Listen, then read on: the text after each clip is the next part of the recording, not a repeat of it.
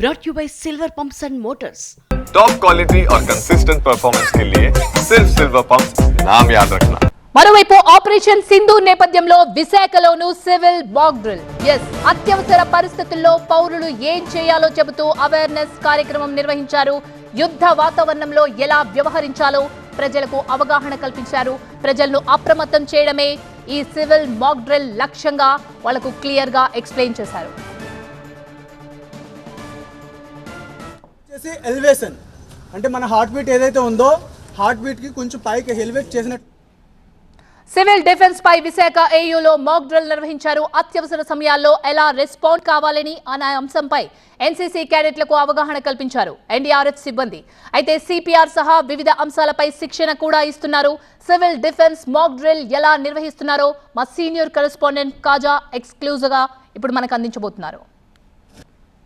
Civil defence మాక్ డ్రిల్కు పిలుపునిచ్చిన నేపథ్యంలోని కేంద్రం అన్ని చోట్ల కూడా ప్రత్యేకంగా మాక్ డ్రిల్ జరుగుతున్నాయి. అందులో భాగంగానే విశాఖలో ప్రత్యేకంగా ఎన్డీఆర్ఎఫ్ ఆధ్వర్యంలో ఏమండి ఇప్పటి నుంచి నాకు ఇంటి పనిలో కొంచెం ఎక్కువ హెల్ప్ చేయండి. ఎందుకు నీకు జాబ్ దొరికిందా?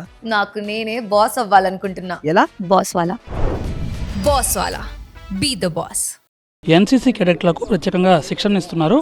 ఒకవేళ ఎమర్జెన్సీ సమయంలో ఏదైనా ప్రమాదం జరిగితే ఎవరైనా గాయపడితే వారిని ఎలా రెస్క్యూ చేయాలి, ఎలా అక్కడ నుంచి తరలించాలనే దానిపై ప్రత్యేకంగా ఎన్సీసీ క్యాడెట్లకు ఎన్డీఆర్ఎఫ్ సిబ్బంది శిక్షణ ఇస్తున్నారు. సిపిఆర్ చేసే ప్రక్రియ మనం స్పష్టంగా చూస్తున్నాం.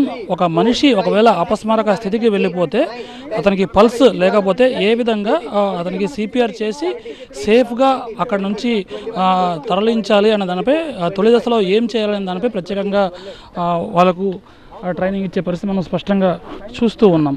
ఈ ఎన్సీసీ క్యాడెట్లు ఇక్కడ ఏయుకు సంబంధించిన వాళ్ళు ఉన్నారు. ప్రత్యేకంగా వాళ్ళకి చేసే ప్రక్రియ మనం స్పష్టం చూస్తూ ఉన్నాం. చెప్పండి, ఈరోజు ఈ ట్రైనింగ్ ప్రక్రియ ద్వారా అంటే ఎలా సన్నద్ధం చేస్తున్నారు అందరినీ?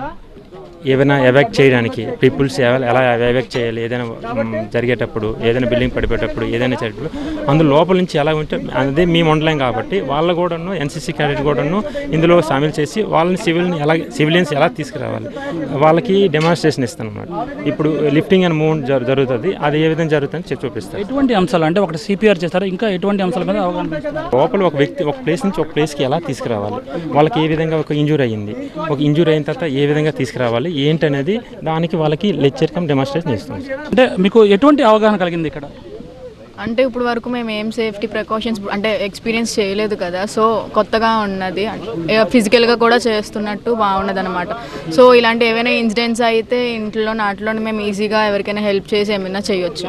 ప్రతి ఒక్కరిలో కూడా ఒక చైతన్యం అనేది కనిపిస్తూ ఉంది. ప్రస్తుతం చూడొచ్చు ఎన్డీఆర్ఎఫ్ సిబ్బంది ప్రత్యేకంగా ట్రైనింగ్ ఇస్తూ ఉన్నారు. ప్రత్యేకంగా అవగాహన పెంచే కార్యక్రమాన్ని శ్రీకారం చుట్టారు. ఒకవైపు సిపిఆర్ చేసి ఎలా వాళ్ళని రక్షించాలని అవగాహన కల్పించారు. దీంతో పాటు షిఫ్ట్ చేయాలంటే ఒకవేళ గాయపడిన వారు ఎవరైనా ఉంటే వారిని ఎలా ఇక్కడ నుంచి షిఫ్ట్ చేయాలని పూర్తి స్థాయిలో అవగాహన కల్పిస్తున్నారు.